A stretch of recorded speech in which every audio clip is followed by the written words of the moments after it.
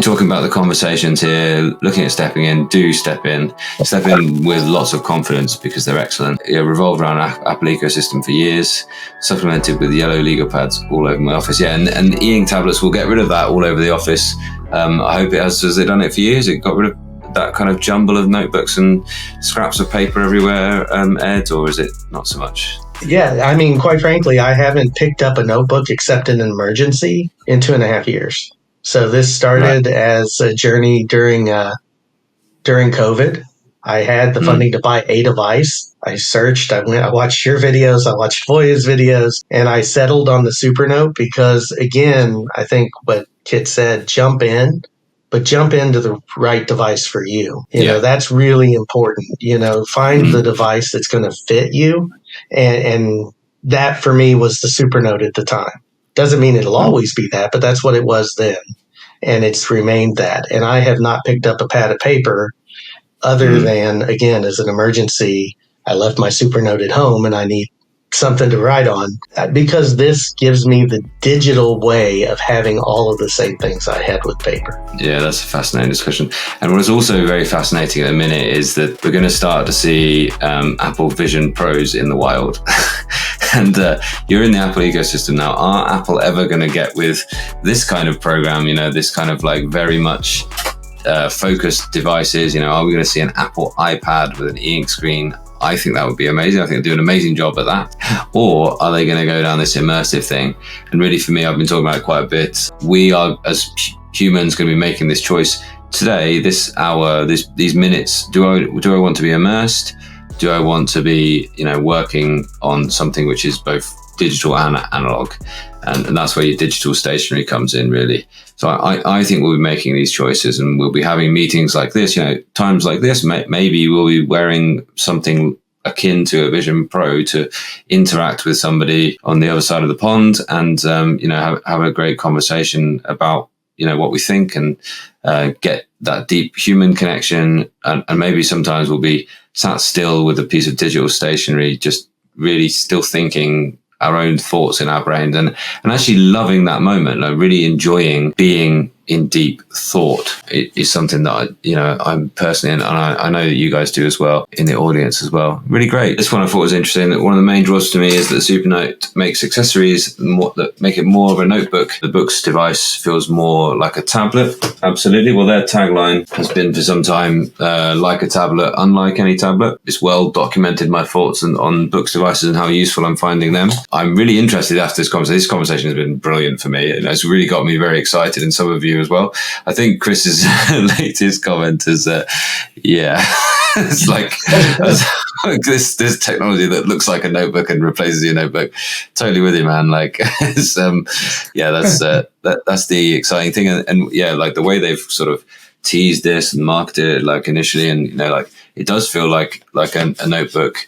You know, it's a pen loop, and their tagline for those who write, and now I think they can add for those who draw as well. You know, it's a thinking person's notebook replacement, and you know, it makes me want to just sit in places and write. You know, it makes me want to just travel, walk around, and then you get that idea, and you park yourself on something and you scribble it down, and then you reopen Henry V on Kindle, and you carry on that train of thought, and then you get up and you go, it's time for a coffee, and you sit and you do that, and it's a very romantic kind of, you know, thinking person's kind of view of the world, and this device, it's great for that, and their accessories are really, really nice.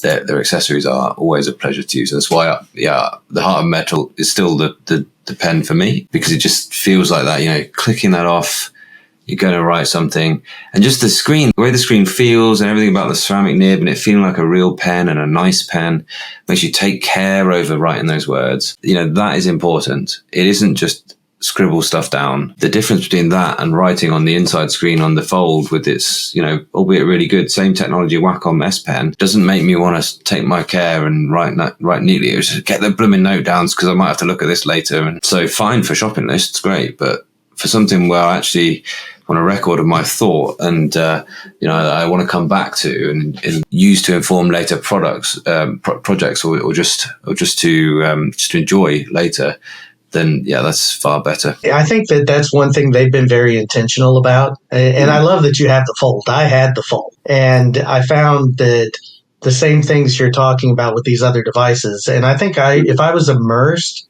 in the Microsoft or Google world, which, we're a Google campus and we use a lot of that. But if I really needed that to be my primary ecosystem, I think books, hands down, from all of the reviews I've seen, would be the place to be. But this is very much, they've been very careful. And they get, I think Rada and Supernote get a little bit of grief for not releasing it as fast a pace as some of the other companies. But what they do release is very intentional. And it fits a specific way of working. If you are primarily writing, whether that's for pleasure or whether that's for the office, it's really a seamless experience. Everything you need to do is there, and it's intuitive. Once you're in that ecosystem, it's really easy to make the things work. Yeah, once you get your head around it, it is intuitive, yeah. And I think that's it, just to really lead on from that. Like, this is another professor, continuous teaching, research at admin, A5X for about 4 months, and I'm addicted, Like, something that is like, I love using it, I look forward to work. Honestly, like, there have been days where, work is work, no matter what we do, we'd all rather be on holiday.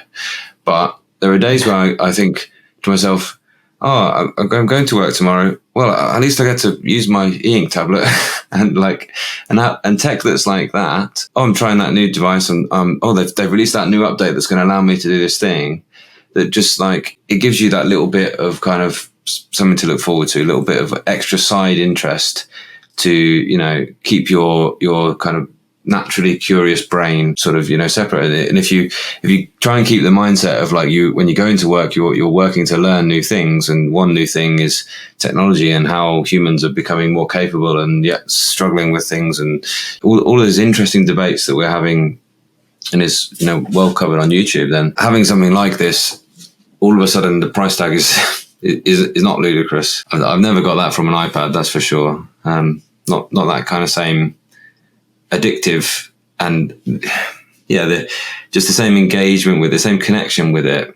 I have had that with sketchbooks and notepads. I have, like, so that's why they look like that, and that's why it's an important thing and that's why it is so marketable to have this image of you in a meeting. And we're going to talk about them in meetings in a minute. Your image of you at work, like you're the type of person that chooses the Supernote. I would agree, Kit. And I think what's really cool, and I do get excited about this because, whether it's the Remarkable, whether it's the Supernote, whatever it is, the ability to be able to share handwritten notes or sketches, and I envy your ability to draw. You have some beautiful drawings, and I am not in that space. But for me, if I'm working out modules in a new assignment, or I'm mind mapping a new course, and I'm trying to show the interconnections between what I'm doing, now I don't need to go and find that notebook that I have it stored in.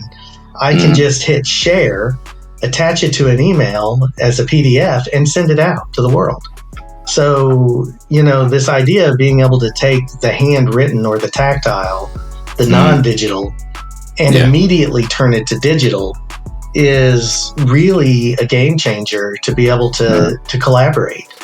So for me, that's where my sweet spot is with these devices, is that it allows me to take something I've always loved, which is the handwriting experience and the hand sketching or, brainstorming, and turning that into something that is shareable. You enjoy thinking, you enjoy being there thinking. Yeah. It's a comment saying how cool they thought the streaming feature was, how easy that was. Yeah, for YouTube streaming purposes, super straightforward. You can imagine that side by side, replace Ed with the Supernote screen. It would be a very natural way to do this kind of live stream or video. Handwriting GUI is obviously a game changer. It's one of the power being able to easily link whole audit trail documents to an event with a calendar. Yeah, it is something that be purposeful and learn how to use those linking features, and it can become, the term like second brain. This can become really accessible throughout the device. way of accessing your knowledge and your personal knowledge management system. The other thing to say is if you're a user of an A5X and you're thinking of upgrading to one of the newer generation, everything comes and it all comes across. All of the notes were all there. So you don't feel like, oh, I've invested and connected with this device, but I want that extra sidebar and the new feel right screen. That being said, you don't need to upgrade because your device will still work and they will still support it for some time. Anything else to add on this one? The only thing, Chris, I would say is the as far as the audit trail of documents, I just want to make sure that I was clear on that.